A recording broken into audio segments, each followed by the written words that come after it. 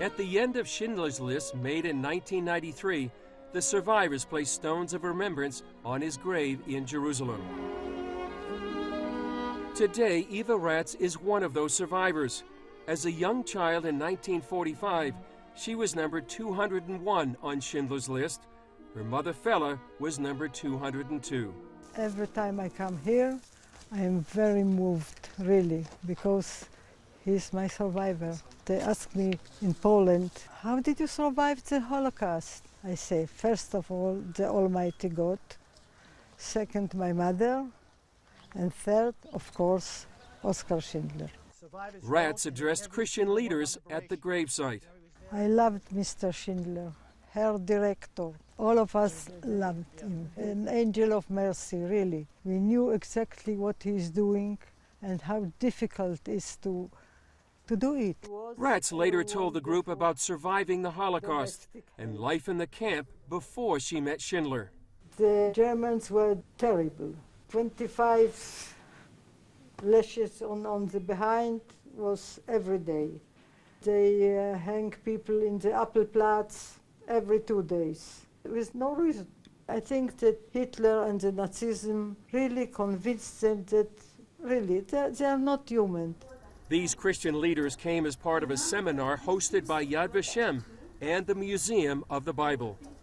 Yad Vashem here in Jerusalem is dedicated to preserving the memory of the Holocaust for future generations.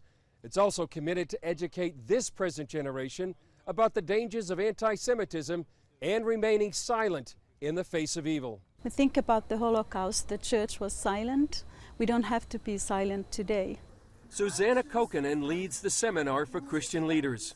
This seminar is for Christian leaders to learn about anti-Semitism, the Holocaust, and Israel today. When we think about anti-Semitism, we used to think about it in the past, but now in the past few years we have seen how much it's rising all over the world. So we understand that suddenly this topic is very urgent, and it's really important for church leaders to understand what's happening. The 10-day seminar had a deep impact on the visiting Christian leaders. I would say this seminar has been a life-changing experience. It has been a stretch spiritually, intellectually, emotionally.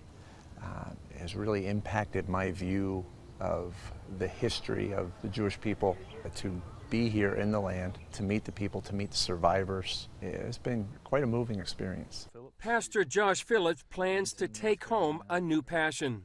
A love for Israel and the Jewish people that I didn't know I had, I didn't know I needed, but a desire to be a partner and an advocate for Israel, for the Jewish people. Yet Kokkonen believes much of the church is still silent. I see the silence of the church.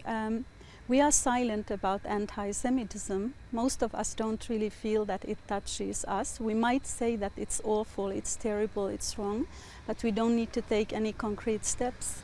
And that same conspiracy of silence also exists with regard to persecution of the Christians. Today we're in the same boat, Christians and Jews. More Christians are being murdered every day than Jews throughout the Middle East and other places. We need each other. There is a clash of civilizations. Yad Vashem's Ephraim K. sees world events forging a bond between Jews and Christians.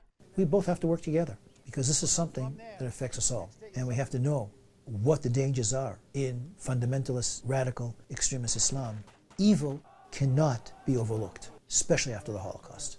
And he sees the value of these seminars. When we come in contact with these evangelical pastors, it gives us hope. Israelis, as Jews living here in the Middle East, we're in a tough neighborhood.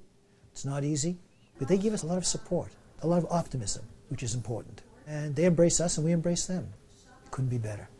Ratz agrees. I want that everyone will know what Schindler was. Schindler was not a Jew, he was a Christian, and I'm sure that many Christians, maybe they will do the same. I believe in the Christians. Chris Mitchell, CBN News, Yad Vashem, Jerusalem.